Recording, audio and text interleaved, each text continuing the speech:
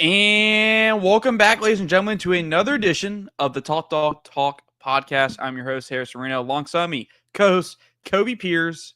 Dan has more important matters to attend to tonight, so Dan will not be joining us. But we got our man Kobe back tonight. Episode 155 of the Top Dog Talk podcast. Kobe, my man, how you doing this Wednesday evening? What's up, buddy? I'm just mentally preparing myself. This is going to be kind of borderline an old man statement, but going on year 10, living in Athens. Been here since 2016. I'm mentally preparing myself for the students to be back. Athens is such a nice, wonderful place between like mid-May to the end of July. Like, you walk into a restaurant, there's no wait. You drive down Millage, there's no wait. You go for a walk, there's nobody there. It's just such a lovely place to be. Christmas break is on up there too. I love a good quality Christmas break when everybody has left. But we got in some Athens Restaurant Week for those locals. Got that in a couple weeks ago. Got to eat some really nice places, try some nice places, do some nice things. But now I'm mentally preparing not being able to get down Millage for at least an hour every day. So, as much as it just hates on my fellow students here, that statement, I can sympathize with you because when it takes me 5 minutes to get from here in downtown to Butts-Mehre up along Baxter Street and I have to drive down through all the stoplights and all that, it's fantastic. What's not fantastic? When it's going to take 15 minutes because we don't know how to go through an intersection. So, yeah, I can sympathize with you on that one. Not looking forward to that, especially after a long day of classes. Hitting those Tuesday pressers are going to be a grind in terms of traffic. But yes, Athens right now, pretty quiet. But what's not quiet is that microphone. Fall camp has begun. I think it's 6 days in to fall camp there for Georgia. We got kind of a notebook in terms of what we've learned. Now, obviously, we haven't been at practice. I went to a 15-minute viewing session last week, the first day of practice. And as Kobe can tell you, ain't nothing that we saw other than looking at people and like seeing physically how they stack up along those rooms. Other than that, you just got a bunch of notable quotables from the head man himself on the microphone. But before we dive into that, kind of what we learned over the last week, we got some hot topics. Dan did us a solid. Dan gave us some hot topics. He couldn't grace us with his presence, but he did give us some hot topics. Kobe, hot topic number one. If you're building your dream college football coaching staff using college or active coaches only, you get a head coach, 2 coordinators, sorry for your special teams, no special teams coordinator, and 2 assistants, 1 offense, 1 defense. Who are you taking? are we going to go back and forth, or I'm just going like straight down the list? Sorry. Go straight down the list, and then I'll give my list, and then we'll give Dan's list. I feel like they have to be active though, so they have to be currently coaching. I was going to like reverse engineer. I still can like reverse engineer the 2015 Alabama staff. So let's go Kirby Smart head coach. Let's go Lane Kiffin OC. Let's go. We'll roll my man Schumann. I like Schumann as a DC. So we'll roll Schumann as a DC, and then I get 2 extra coaches on both sides. Let's look around, think about some different people. Give me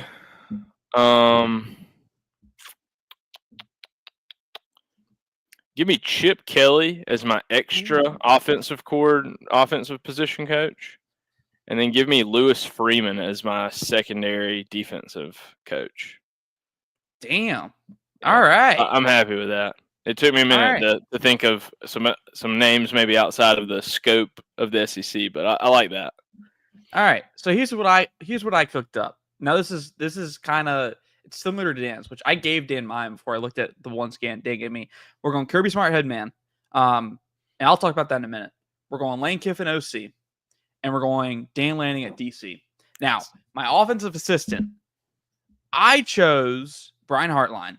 Best of the best in terms of receivers, coaches. Kobe, I'm going to have some playmakers. I'm going to have some absolute demons on the outside, all right, with that staff.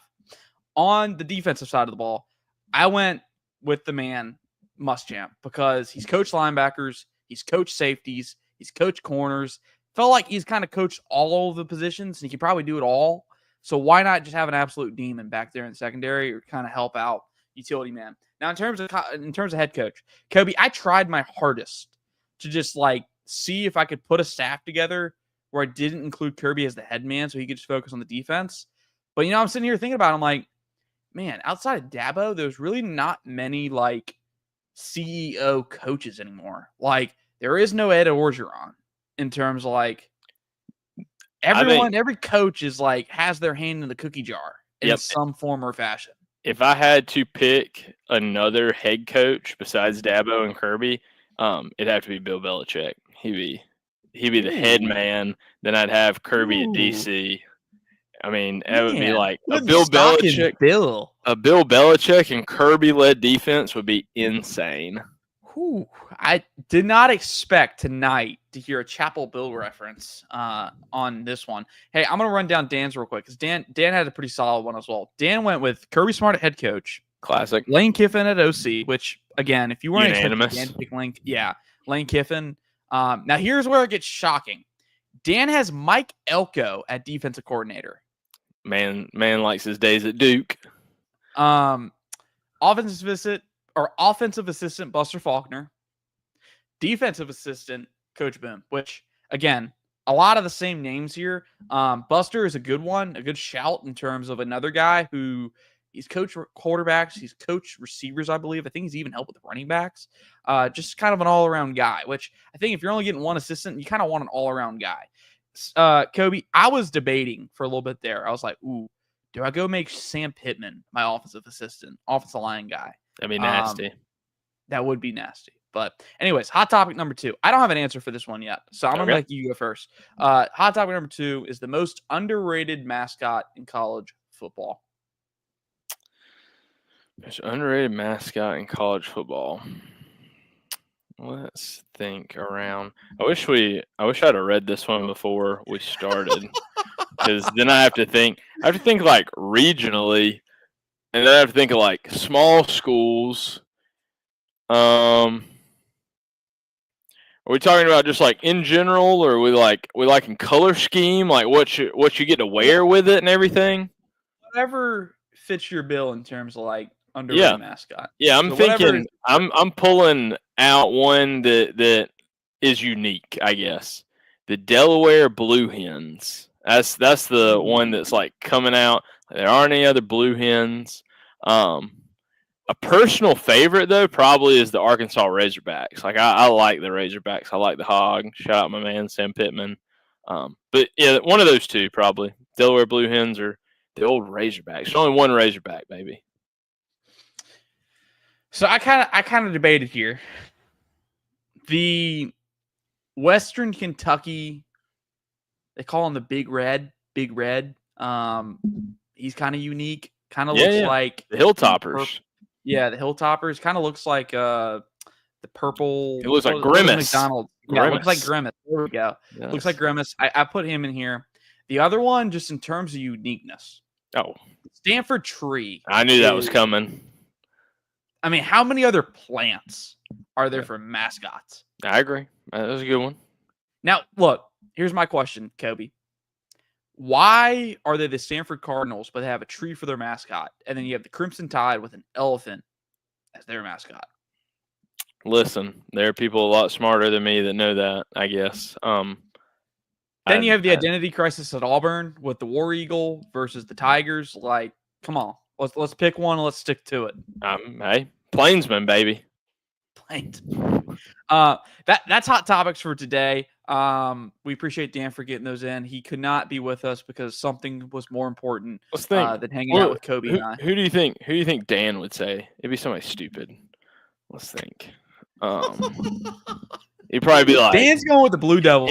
I was thinking Dan would be like the Iowa State Cyclones. He'd be like, one time when I was punting, we played Iowa State. And I just always thought those Cyclones were cool ever since. You're welcome, Dan. Honestly, and it refers back to the towel, which is an inside joke on this show. UCF with the Golden Knight, but also I think he'd talk about He would be too pissed about them. Well, he'd be too pissed about them claiming the national title to ever say something about UCF. I feel utter like those words on this program. Yeah, he'd be like, they're horrible. I think honestly, it might be the first time we've talked about UCF on this program. To be quite honest with you, but anyways, Kobe, we got some fall camp to discuss. Georgia's through their first 6 practices. Actually, it's 7 as of 5:30 today. Practice number 7. We thought we'd empty kind of our notebook in terms of what we've learned. Now, like I said, when we started the show, we haven't been able to watch practice. I got to see 15 minutes, and that was it. And you didn't really see much. You saw indies, which, again, it's kind of like routes on air. You really can't judge much. You can just look at the physique of these guys and see how they physically stack up against each other, but there's really nothing you can really take note of beyond that, other than whatever notable quote Kirby gave you when he was just absolutely ripping some folks. Kobe, I think here's the first thing, and this is where I want to start it off. I think, and I tweeted about this today after the presser, there's 2 things that I think I feel pretty confident that we know about this football team already.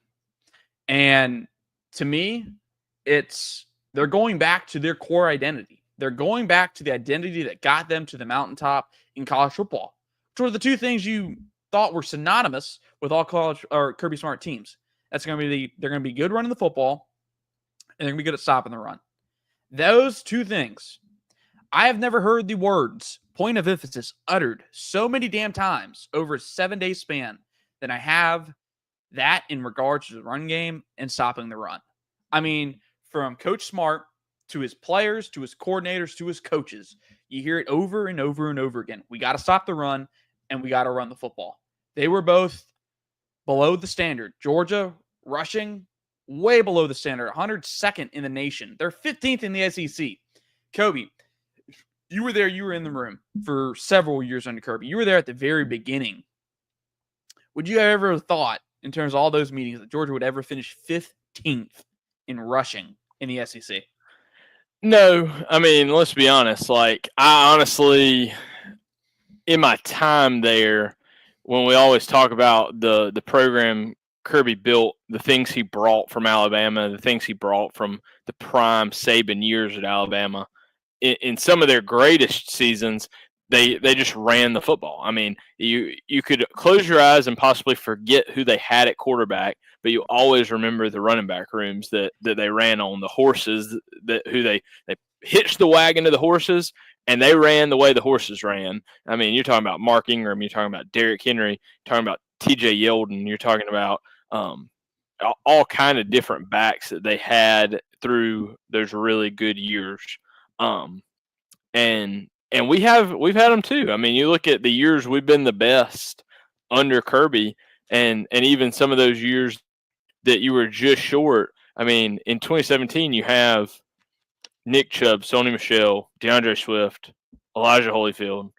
In 2021, you have Zamir White, James Cook, Kenny McIntosh. You know, you have some phenomenal NFL caliber running backs. And not saying that we didn't have NFL caliber running backs. Obviously, you know, somebody gets drafted from last year, great. And we have an NFL caliber line. You know, a couple guys get drafted off of it as well. I just think that there has to be an emphasis in embarrassing your opponent one-on-one matchups and getting in fights in a telephone booth. I feel like Kirby used to say that a lot. Like, it's me and you in a telephone booth, one-on-one. Like, there's nowhere to go. Either you get past me or I stop you from doing so. And that's the whole kind of mindset of offensive line, defensive line, and getting those blocks. I'm happy that it's getting back to being that way. When I think about the end of the 2021 season when we beat Alabama, Nick Saban's mentioned a couple times through his retirement and on some different things that, you know, he met Kirby at midfield and he said, you know, you whooped our ass up front in the fourth quarter. Like, you dominated us in the fourth quarter up front. You ran the ball. You controlled the line of scrimmage. You made us uncomfortable on both sides of the ball. And I think that just says a lot about who dominates football games in close football games. In Georgia versus Marshall, like you're going to see at the beginning of the year, and maybe Marshall shows up and gives a heck of a game. But I'm just saying, 99 times out of 100, Georgia versus Marshall, our athletes are better than your athletes. You don't have to dominate on every single play to the same level. But when you play teams that are neck and neck in talent, that strain, that fire, passion, and energy, like we'll talk about, can be all the difference between winning a rep and losing a rep. And you just never know when one play can end up being the play that wins you the game or the play that loses you the game. Yeah, I mean, you talk about that 21 national championship game. You go back and you look at that year. You look at the one game Georgia lost this championship. Georgia averaged 3.6 yards per carry in that game. They rushed for 109 yards on 30 attempts. Bama wasn't much better. Bama had 115 yards, but on 26 attempts, they averaged 4.4. Then you go to the national title game, and things are flipped. Bama averaged 1.1 yards per carry on 28 attempts. Georgia averaged 4.7 on 30 attempts. And if you look at it, the way that game played out, the weird thing about that game, in the first half, I think Georgia's like yard per carry was under 3. It was like 2 point something. And then it takes one play. James Cook, 60 yards, 80 yards, whatever it was, down the sideline. Cook makes a cut, gets it into the red zone. And from that point on, it was a different ballgame. Georgia, the hole started opening up. You started to see him run it effectively. Kobe, the thing that I think, and I mentioned this not only to mention that, but it kind of felt similar to this championship this past year for Georgia. Georgia was not doing much of anything offensively versus Texas in that first half of the SEC championship game. You had some drops that negated potential, touchdown scoring drives. I think of Arian Smith had a drop inside the 10-yard line that would have been, set Georgia up first and goal. You dropped that one. I mean, several key just areas that they just missed. It was kind of throughout the year, just something didn't go their way early on. Then you get the second half, Gunnar Stockton's in there, and you start to see they're running the ball. They're churning out 4 or 5 yards a carry. I mean, heck, Trevor Etienne got loose down the sideline for a big run. Biggest run of Georgia's season was like 40-some yards in the SEC championship game. Biggest run. But we didn't see it enough. And now when you turn on these press conferences, when you watch them, it's over and over and over again. We're going to run the football. It starts up front. I mean, Mike Bobo said it today on what he wants his offensive identity to be. He said, and I quote, "I think with your identity, everything starts with the run game. Any level, you got to be able to run the ball and stop the run. That's been an emphasis of ours since we got back from the Sugar Bowl. We started meeting as a staff and meeting with our players. How can we improve in that area? I'm not just talking about numbers. I'm talking about being efficient." And what's efficiency, Kobe? Because that was, I think, something that I think when people hear, how do you be efficient in the run game? He kind of talked about it later on. It's finding the dirty yardage. He talked about Nate Frazier as somebody who obviously is dynamite. He's an explosive play kind of. You feel like he's an explosive play waiting to happen. And much of that is he finds that by looking for the cutback, looking for the big play. But Mike Bobo said the biggest jump for him is going to be he needs to be comfortable getting the dirty yards, he called it. Churning out those 3 to 4 yard runs when it's there instead of trying to cut it back for the hope that you break one big. Like you're saying, the hard thing, and it's true, any offensive coordinator, not every play is drawn up or meant to be a home run. Not every play is meant to go the distance. Every play is not meant to break a tackle and you're 80 yards to the end zone. Some plays are meant to get 3, 4, 5 yards. And the important thing about those plays is when they're available. And what Mike Bobo's saying is when 4 yards is there for the taking, you take it. You don't get caught in a cutback and only get 2 yards just because you thought you saw what possibly could have been a 10 to 12 yard gain. Sometimes you see your 4 yards, you see your 5 yards, you got to be happy putting your head down and going to get it. It's 2nd and 5, and the playbook opens suddenly on 2nd and 5 compared to 2nd and 8, 2nd and 9. I think that a big thing going forward will be interesting to see, like, how we scheme different runs up, because I think that obviously we were hurt and it was raining a lot in the Ole Miss game, but I think some of our schematics in our run game were a little off in that as well. Obviously, that's something that they take a deep dive into in the offseason of, like, what personnel, what blocking scheme, what kind of runs set us up for the best situation with the personnel we have. If we're running 11 personnel, if we're running 12 personnel, Todd Hartley today joked about if you're running 13 personnel, what gives you the best chance, the best matchups to get a running back one-on-one with a safety or something like that, where he's only got one man to beat and it's to the house. So I'll be very interested to see how that all goes. Obviously, we've ran the ball with great success under Mike Bobo in the past. The different years that he was here with Todd and Nick and a lot of other really great running backs. So be very interested to see. You're talking about the kind of the run scheme here, and this was something that you weren't available for this episode when we had him on, but coworker Brent Rollins over at UJ Sports, he talked about how he had sensed when he was watching the tape that Georgia had gotten away from being kind of like a 50-50 zone gap scheme run team. And he went and looked at the actual statistics, looked at the numbers. And I mean, his instinct was right. Georgia's gotten back to kind of just being the zone, running team, which it felt like before Monken came in here, they were very much your inside zone, standard zone run scheme. And kind of under Boba or in the Monken years, they got closer to being 50-50. You saw a lot more gap scheme. And I think that also has a lot to do with they had they had a lot of great athletes on the offensive line. You got guys running 4.8, 4.9 that can move. And he did the numbers here. In 2024, Georgia was 2024 and 2023, Georgia was a 65% zone run scheme versus in 22 and 21, they were a 52% zone run scheme compared to 48% gap scheme. That's something that they have to get back to being a little bit less predictable. You mentioned the Ole Miss game. What you kind of saw the trend as the season goes on, and it affected Georgia in pass rush. Kobe, one of the easiest ways that teams know how to affect these zone run schemes, run teams, is move your defensive linemen, stunt them, stunt them, move them constantly. And it's something that teams that have these smaller defensive lines use all the time because they know they're not going to beat you up front by going one-on-one with you, but if they move you around, use their quickness, use their athleticism, and they end up somewhere where you don't expect them to be, they can blow up runs. Ole Miss did that a lot, and it gave Georgia problems, not only in the run game, gave them problems in the passing game with the stunts, mixing around. Notre Dame abused Georgia with just the unpredictability of, hey, is this guy going to be in this gap? Like he's lined up pre-snap, or is he going to end up in the other gap and I got somebody else coming?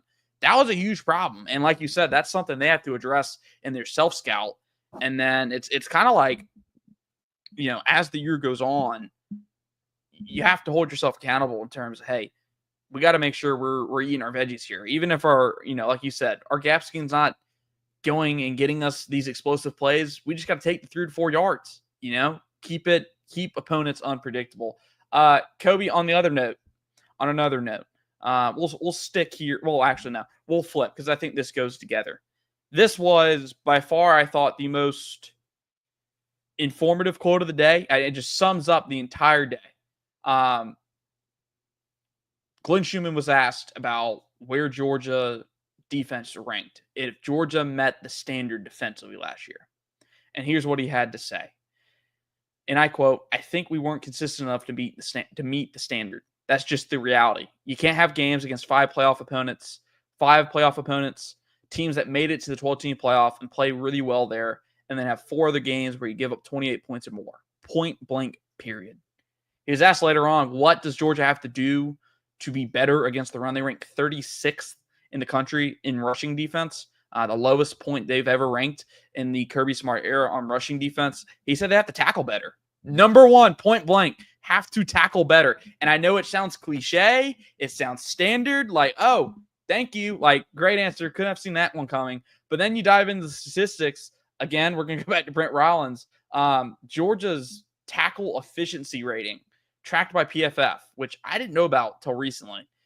Team tackling grade was 82.9. It was the lowest of the Kirby Smart era and the first time since Kirby's first season they weren't among the top 10 teams in tackling. So I think what speaks out to me the most about that is there are positives like Kirby would probably say there are positives to take away from that in the fact that in order to miss that many tackles, you have to have played the play to a point where you're in the position to make a tackle, which inherently is a positive, right? So you have done your job. You have either shed your block or come into the play at a point where you can make a tackle, and then in that moment you have to do your job again, even better, and secure the tackle or just slow the guy down enough that your buddy is coming. We always talk about buddy tackles, 11 man to the ball. Hold him up, hold him up. Someone is coming to help you. And I think that's what that percentage really gets back to is you can't just give up the no hitter. Like you can't go to tackle somebody and throw the no hitter. I think that used to be a big thought process back in the day, with some of our defensive backs like 2013, 2014. They would come in for the kill shot and end up throw the no hitter tackle that they don't even touch the guy. I think that's going to be probably the biggest point of emphasis on the tackling right now is going to be, listen, get there, break down, trust that you are a great athlete. That's the other thing. Trust that in that moment on one-on-one tackle, you are a good enough athlete to buzz your feet, tackle through the man, and if you need help, help is coming. And I think that's going to be a big thing going forward for our linebackers, stars, nickels, safeties. I mean, we're losing a lot of quality tackling at the safety position from this past year. You're gonna have to be willing to go put your head in some things as a safety and a defensive back at the University of Georgia. It's just the way the defense is here. You've got to be willing to come up field, fill your gap, and make a tackle when you're asked to do so. I think that's the one thing that, in terms of safety tackling, I was shocked with how effective KJ Bolden was. I mean, we're talking about like one of the first few plays of KJ Bolden's career was a third down. They gave it, I think it was a running back in the flat. I think it was what's his name? The big running back that Clemson has. It was like third down in the flat. They could dump it off to him in the flat, and it's 1-on-1. It's KJ versus this 230-pound back.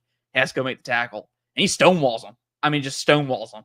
And then he makes that play kind of consistently throughout the year. Made that play versus Texas in the SEC championship. Made a similar play versus Notre Dame. Just makes it year after year after year, or game after game after game. You have him who was having to kind of like, wasn't the most, like, when you compare him and Dan Jackson running the alley, coming downhill, and just putting his life on the line to go make a tackle was a sight to see in terms of that. Then you have Malachi Starks. It will be interesting to see how Matha, thank you. It will be interesting to see how KJ evolves as a tackler, because it felt like KJ always went to the ground in terms of like he was trying to take the legs out.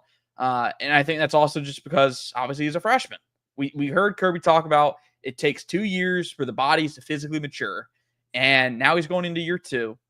How does he develop more as a tackler? And I assume that's going to be, we said the same thing with Chris Smith going into Chris Smith's first full year as a starter. You got to put some weight on, and you got to go make some stops. Well, the hard balance is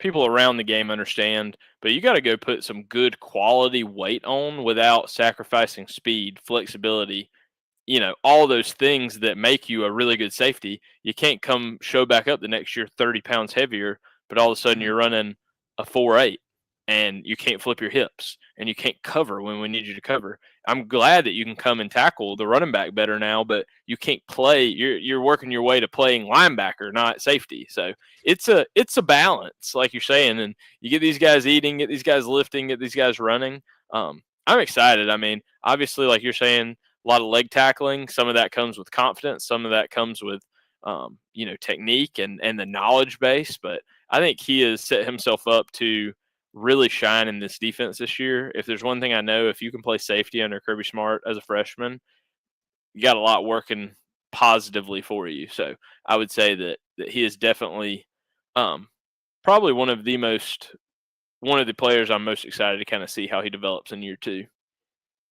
And I think first thing with him is it's going to be in terms like because he's made the plays in coverage, he's made the plays coming downhill as a tackler, helping run support. I got to see the ball productivity go up this year. I think seeing him in those situations where he can go up and make the play, whether it's an interception or force a fumble, like Georgia doesn't have a returning turnover machine. Like over the last few years, you had a Malachi Starks come back, you had a Christopher Smith come back. Before him, a Richard LeCount. We don't have that. Georgia doesn't have that guy. We don't see that guy on the roster right now for Georgia in terms of returning production. It's KJ Bolden's going to have to step up. One of those ways to do that. Kobe, you can speak to this as well. I know they ain't going to, they're not going to depend on just one guy to create turnovers for them. They're going to want it all 11 guys on that field to create a turnover somehow or some way. In terms of other quotes that stood out to me, Kobe, this is two. It's two of them. Glenn Schumann. They talked about fire, passion, and energy, and they talk about it so damn much that it just over the years, there hasn't been many times where Georgia coaches harp on something publicly and harp on it to their team that they don't turn out to be good. Like it doesn't turn out to be effective. It seems like whenever they're harping on whatever their point of emphasis is, they get better at that said point of emphasis. And this year it's, hey, we want to play with fire, passion, and energy. We want to run the ball and we want to stop the run. And Glenn Schumann started out his press conference today with, I quote, "We challenge the players all offseason in terms of passion, fire, and energy. And I think through the first 6 days, that's been outstanding." Then you go to Mike Bobo. Mike Bobo said, "We are a younger football team, and there are a lot of eager guys that are hungry to learn and hungry to be here and excited to be here. And that gets you fired up as a coach. When kids are not excited about being in Georgia or wherever I'm at, I'm playing football for the love of the game, that's probably when I won't do it. But as far as my health is concerned, I feel great. I enjoy being here coaching these guys because every day they come over here, they're bright-eyed, and they're trying to learn." I think we've talked about this on this show before. The hints kind of in terms of like, hey, what last year's dissection was in terms of where the breakdown was, I think it's being made clear without directly saying it. I don't want to say like it boils down to complacency as a whole, but I think you're starting to get the tea leaves here that last year's football team wasn't the most maybe bought in football team that they've had over the last few years. Yeah, I worry sometimes that, like they're talking about with complacency, with like, I've earned the right to be here. I've earned the right to be the starting whatever position you want to put there. I've earned that right. I've done my time here. There's nothing left to prove. I'm obviously one of the best at this position. And I'll say this. I mean, there's two sides of that coin for me. One, the easiest way to solve that is bench somebody and ride it out the way. If you fully believe that, this person's lack of fire, passion, and energy is detrimental to your team, let them ride the pine for a quarter, a half, a game. I think that's one thing that we haven't seen a lot, but I also think that the head man and the coaches want to win. And so I think you get caught in a double-edged sword when maybe somebody that gives you the best chance to win is also not the person that is just out there with their hair on fire, loving life, loving the fact they get the opportunity to play this game and get paid to do so. I think that can become difficult to juggle, because then all of a sudden you're putting someone out there who maybe is not as good, maybe is not as talented, maybe doesn't understand their assignment as well, but is really eager to do so. But eagerness doesn't always equal effectiveness. So I'm happy to hear that these guys sound like the people that are really excited to be here, really passionate, really fired up to. Because I mean, fall camps are grind. So if you can keep a good positive fire through all of that, I'm excited to see who's going to be leading this team on both sides of the ball at that point. Well, and this is a perfect segue because the final quote from the two main coordinators is about Colby Young. Colby Young, I think when you talk about X factors for this season, who does Georgia need to step up and play at a high level? Colby Young's like one of the first 5 names you mentioned. Georgia hasn't had a true X receiver since A.D. Mitchell left the building, since he transferred. And even then, when you talk about A.D. Mitchell played all of, I think, 4 games his last season at Georgia. Marcus Rosemy-Jacksaint was Georgia's starting X that year for the majority of that year. And Marcus has the size. Marcus maybe didn't have the ability that matched to George Pickens or even Eddie Mitchell, but he was effective. He was a winner. He won. He did what Georgia asked him to do. So, I mean, you could even say Georgia hasn't had a true X receiver that's been available consistently since George Pickens. We're talking 2021, Kobe. And now Georgia has two potential options at that position. And then you add in some freshmen who they're hoping turn into that. And Colby Young has been a guy that we've seen through the videos, through the photos, wearing a blue guardian cap, which for the uninitiated, the blue guardian cap, I believe it's a rather new thing. I don't know if it was around last year. I think it's brand new this year. Those are caps given out. The regular Georgia cap is red because it's team color red. You get a blue guardian cap from your coach. If the coaches feel like you're playing with that fire, that passion, that energy that they want to see out of you. And the reason it's blue is because when fire burns the hottest, it's blue. The flame is blue. Yeah, everyone associates fire with orange, but yeah, it's blue at its hottest. Colby Young's been one of those guys, and Mike Bobo gushed about him today when we asked him about him. He said, well, I've been extremely impressed with Colby. Colby's won. He's grateful to be here, his opportunity to be at Georgia. He said, he goes on to say he was dealing with a little nagging injury in the spring, but wanted to go through spring and fought through all 15 practices. Says he's been back every day. He doesn't take a play off, and he's a guy we brought in out of the portal, but he's probably the leader within that room. He sets the standard of how to work, and I'm not just talking about whether it's route running or catching balls. It's blocking. It's his effort. And he goes on to talk about how contagious that energy is. I mean, this is a guy that played, I believe, 4 games last year for Georgia, 5 games for Georgia before the suspension. Was out for the rest of the year. Georgia needs Colby Young to be just as good as they thought he was when they got him from Miami. Same thing with Noah Thomas. I mean, it is, in my mind, it's almost as important as them having to run the ball a lot better, a hell of a lot better than 102nd in the nation. I mean, I don't know if Georgia can go through this year without, hey, we got to rank top 30 in rushing and without having a difference maker or two at receiver. Kobe, am I wrong here? I mean, that to me is one of the most noteworthy things I've heard of camp so far is Colby Young's bringing it. At least the core DNA traits you look at, Colby Young's bringing that. Yeah, I think that's great because one of the hardest things to get out of a really good receiver, it's something like you're saying you got out of a Marcus Rosemy-Jacksaint, something you got out of a Kearis Jackson, it's something you got out of A.D. Mitchell. It's part of what made A.D. Mitchell so successful, and it's what kind of makes you a little bit more back and forth when you say names like Jermaine Burton, who, yes, ball skills, phenomenal. What was Jermaine Burton up to when the ball wasn't heading his way? What was he doing when we were running the ball? Was he doing his job, helping get the team better? Was he blocking his guy with the same intensity? So, I mean, that's what James Coley, Mike Bobo, Kirby Smart, that's what they're looking for out of the receiver position. It's not all about what you can do when I throw you the ball. There are plenty of people out there that can run a route, catch it. I mean, mostly catch it. But what are you doing when we're running the ball your way and you have to block this corner? And I want you to not only block this corner, but I would like you to block this corner until the running back is past you. That's not just like the one shove at the corner and hope he can't run down your running back. I mean, that's intentional blocking. That's being put in motion and coming, and you're the man that's cracking the linebacker on this side. I mean, Colby Young at 6'4", 6'5" is going to be plenty big and plenty physical enough to knock some heads of some inside linebackers in the SEC this year. And they'll have heads on a swivel. And I think that's the important part about, like, you talk about why you haven't been able to run versus when you were able to run. I think you had people that took pride in the dirty work. Darnell Washington took pride in the dirty work. Brock Bowers took pride in the dirty work. Marcus Rosemy-Jacksaint took pride in the dirty work. That offensive line, Kearis Jackson, a lot of those guys took pride in, I just want to beat you physically, mentally, emotionally, over and over and over again.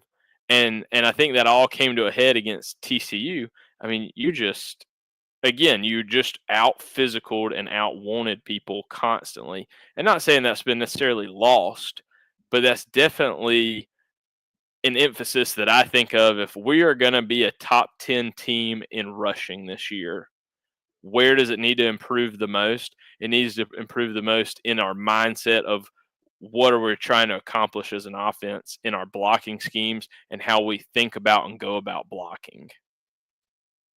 Absolutely. And Kobe, I fired up tape right after you started talking about the receiver blocking for all the crap that people gave him throughout his years for the drops, everything.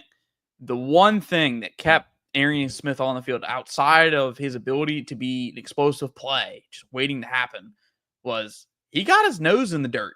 Like, he gave it everything he had, even when the ball wasn't going his way. Even when there was not a damn chance that ball was being thrown, he put his face in it, and he went out and got it.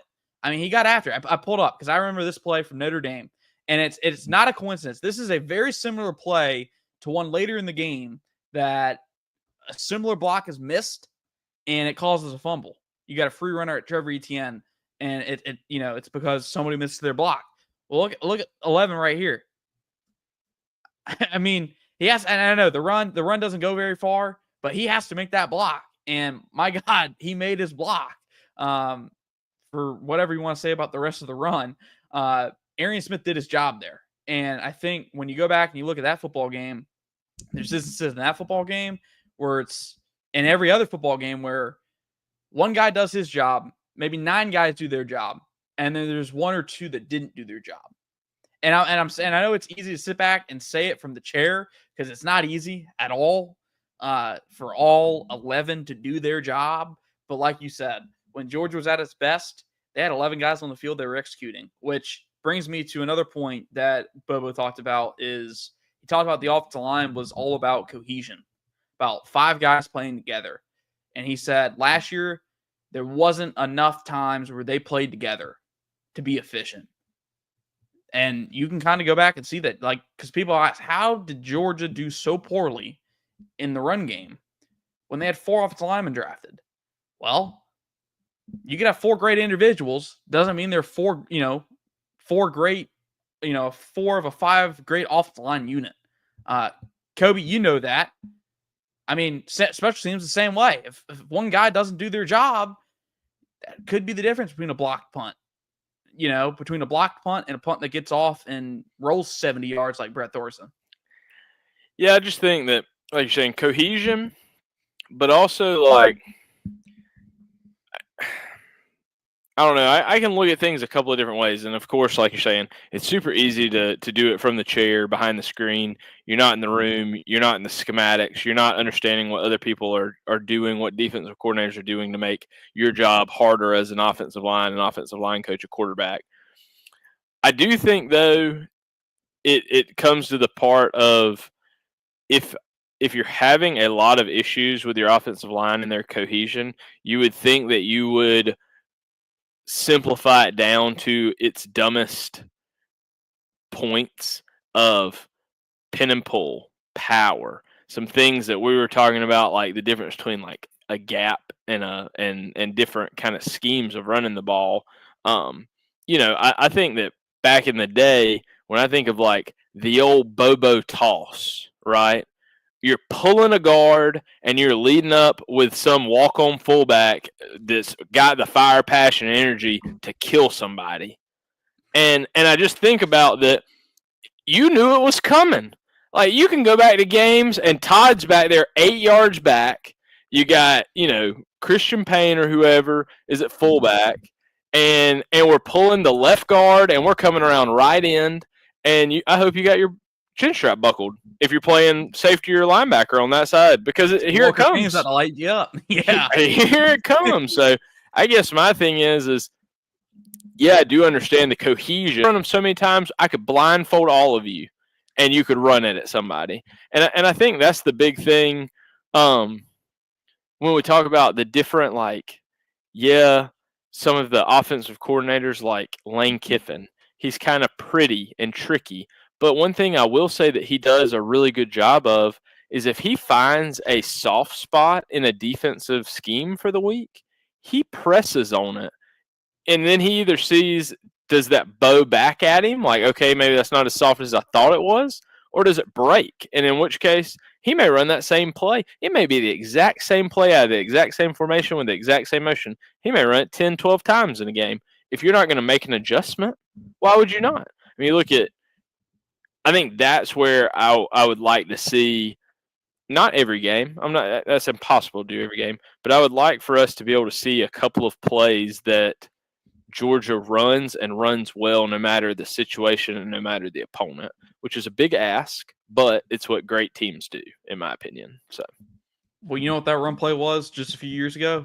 I mean, Georgia ran it so many damn times, and they still do run it occasionally. It feels like they didn't run as much this year off the top of my head. It was truck toss. Every time Georgia got into the boundary, they were running truck toss. If they're in Tripp's bunch into the boundary, everyone's going, hey, Tripp's, truck toss. Like, you're almost waiting for it. And that was a play that Georgia ran really well. But the difference is why Georgia could do that really well is because they had Darnell Washington at the Y. You had a Brock Bowers. Heck, on 2021, you had John Fitzpatrick. You can run truck toss with just your 3 tight ends as the bunch set. I mean, that's the embarrassment of riches. And Kirby talked about that in the first presser at fall camp.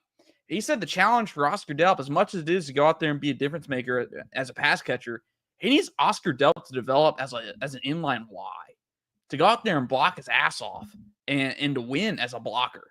George hasn't had that since Darnell Washington really left. Like, Brock Bowers was serviceable and was a good blocker, did his job. But when you ask Brock Bowers to block, but he's a waste. Away from what he was. I was about to say he's a waste of the inline Y. You take him away from doing the thing that makes him special. Georgia needs a dominant Y, and I don't know if Oscar Delp is going to be that. I don't know if Georgia has that on the roster right now. But if Oscar Delp just gets a little bit better as a serviceable Y, I think it does it does a lot of things for that offense, because then you're talking about, hey, maybe the truck sweep comes back. Maybe they start running that a little bit more. Heck, I wouldn't be surprised if they were running that under Jim Chaney, but I just remember that was like a Monken staple. They ran that at least once or twice a game, and they would build off it. I mean, national championship game, somebody sent a clip to me today. They build off of it they faked the truck toss on the post to Pickens, the first big play of that championship game. It was a fake the truck toss into the boundary.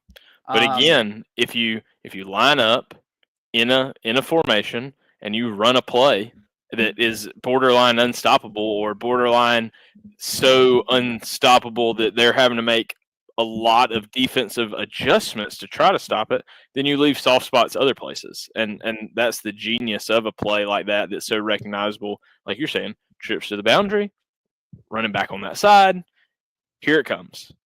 Until it doesn't. And then in that moment, you have your opportunity for a big play. But I wish I had the clip. There's a clip in the 2023 SEC Championship game. Georgia's trips into the boundary, the back on that side, and it's third and 1 or 4th and 1? I remember talking Georgia's near midfield against Alabama. I think they're trailing at this point. And you see Alabama's linebackers. I believe it's Tresman Marshall, the Georgia transfer, is going pointing, like going like this. And what he's signaling is it's truck toss. And everybody knows it. And Alabama makes that stop. And I think now looking back, that's the moment you're like, oh shit, that's where Georgia's gonna lose this game. Because somebody stopped truck toss, which, my God, I would love to see the success rate on that play, because it felt like whenever they ran it, they were successful at it. But anyways, we just got off on a huge tangent there. Kobe, before we end it, let's talk some special teams, because this is I was telling you on the phone today, when we were leaving the media viewing session, they were kicking us out. You're 15 minutes up. We're walking out, and they're in punt team, which is where, if you're back 2017 and you're at a Georgia viewing period, this is where you see our man Kobe come onto the field and start working with the punt team unit. Maybe kick off as well. I don't know what all your duties were off the top of my head, but I know for a fact he would have been on the field during punt team. Kirby starts going, no one wants to take note of our depth chart. Nobody wants to talk about our punt team unit. Nobody cares. And he's like, this is the most important play in all of college football. And talks about how he just lost the 2 best gunners in college football history, in Arian Smith and Dom Lovett. Well, today we kind of got a little inside look at kind of what they're looking for at gunner. Kobe, you've been in the room, so you kind of know what they preach more than anybody. When we asked Kurt Benedict kind of who's repping at gunner, listen to these names and tell me what they all have in common. London Humphreys, KJ Bolton, Daniel Harris, Dalen Everett. Speed kills. Speed's a great equalizer on punt team. There's that, but that's not the commonality I'm looking for. Starter. They've all started. Yeah. I mean, you could go back and you could make an all-pro NFL like team with all the people that have started on a Kirby Smart punt team over the years. I mean, you're talking about Lorenzo Carter, Sony Michel, Roquan Smith. You've had Ben Cleveland back in the Shield. You've had Channing Tindall. You've had N'Kobe Dean. You've had Arian Smith. I mean, you just I know Trayvon was kickoff return. Was Trayvon on punt team as well? I'm sure at some point. Nate McBride, I mean, made a career being down there. They're just definitely special teams is a huge point of emphasis and a huge point of pride. And I think the punt team and the punt return team, Kirby really just believes are just athletes in open space. And if you can out-athlete them at every position, then you're going to just whoop somebody's ass on punt. And it's important, like having a punter as good as you do, you would like for there not to be any punt return yards. I mean, I think that he had a pretty good streak, right? That nobody had ever returned like a punt over like 10 yards until he hurt his knee. They didn't have a single punt return for like 2 years. Yeah. A single punt return. So, for like you're saying, I think it's a point of emphasis. It's again, talking about getting those dirty yards, doing the dirty things. It is something that is maybe not the most fun at the moment. Like when you're out there, it's 100 degrees. Man's on the mic. He's screaming. I mean, just obscene things at you. You may not be having a great time at the moment, but he puts a lot of emphasis on it, a lot of pride in it, and he wants you to do the same. He wants his coaches to do the same. Kurt Benedict's doing a great job as special teams coordinator. He's got a wonderful kicker in Peyton Woodring, and hopefully a fantastic punter in Brett Thorson coming back after having knee injury. Sounds like everything I've heard from today that's progressing well, and that they don't expect it to keep him out at all, which is great news to hear. ACLs are finicky. I know he tore his kind of early December. Sometimes you can get back 6 to 8 months. Sometimes it kind of leaks into that 10 to 12 month range. It just kind of depends, especially for a guy that is probably going to see a lot of NFL time in his career. You don't want that to be a nagging injury for sure. So. And I forget, was it his playing leg or was it his kicking leg? I forget because it was up against the sideline that he hurt it. I'm almost positive it was his plant leg, but I could be wrong on that. But I'm almost positive it was his left leg. Okay. Yeah. Well, I remember that, and that's, I mean, again, you talk about, I called, years ago or a few shows ago, we called Mercedes-Benz the House of Nightmares. Over the years, and one of the biggest nightmares is that fake punt with Justin Fields. I don't know what your story is because you were on the field for that or you were on the sideline for that. I don't know if you got one, but I know from what Kirby said post game, it's they took too long to run it and they had the look they want. But hey, I guess it's one of those things, like if it works, you're a genius. If it doesn't work, you look like an idiot. I mean, and then you fast forward years later, and he runs the fake punt, the Arian Smith toss sweep on the fake punt against Texas, and they get it. And it's like, again, you talk about in those games and SEC championships of the past, ones that you were there for, the ones before you, the ones after you. There's those moments where the ball just hadn't bounced Georgia's way, and in that game, the ball was bouncing Georgia's way. I mean, literally, Anthony Evans fumbled the ball, and it bounced right back to him. Listen, I think about the first time I ever really started to, and it was before I was playing college football, but I was really starting to realize, like, you have to almost make your own luck when you're playing an equal or greater opponent, is the Alabama-Clemson series, the 2 games, the 2 national championships back-to-back. the wrong team won both of those games. The Clemson team was better the year that they, the year they lost, and the Alabama team was better the year they lost. The difference, Nick Saban does a surprise onside to start the second half in the first game. They go down and score, and it's never the same. And then Deshaun and them had a lot go their way, and then they get away with the rub route at the end of the game to win it. I mean, it's one of the most famous plays in college football history, and it's very obviously a rub route. Like it doesn't just get any more textbook rub route than that. But again, you take your shot, right? You Dabo, make the referee call it to end the game, make him throw the flag, and he doesn't. It is what it is. But I'm excited. With fall camp in full swing, it gets me pumped about football season coming up. We got a couple more weeks before school starts back. A couple of fall scrimmages. I'm excited. He still always like to hear flashbacks when he hears the words fall camp. I do, and fall scrimmage especially. I've just been crispy burnt a couple of times out there. I don't know if a lot of people know this about Sanford, but on the field, the wind does not blow. And so you just sit down there and you bake and you bake and you bake. So I've been down there sitting for a while, killing the grass, holding up signs, helping everybody out a little bit. But the ultimate team player. Be there in a couple of weeks to watch a scrimmage. It'll be a good time. I'm excited to see some of the fellows again. We definitely will not be bothering him for observations about that one. Definitely not. Just binoculars. Yeah. Hey, a little notepad. Take your notes while you're there. Ladies and gentlemen, that's going to wrap it up for episode 155 of the Top Dog Talk podcast. That's Kobe Pierce. I'm here, Sereno. Dan Kiley's off somewhere doing something Dan Kiley important. Things. Yeah. Yeah, Dan Kiley things. Make sure to put in the comments. Dan Kiley doesn't care about us. Give him heat for not being here with us tonight. He's already on himself hard enough about not being here. But we appreciate you. We'll be back here next week, 7:30. Kobe will be here.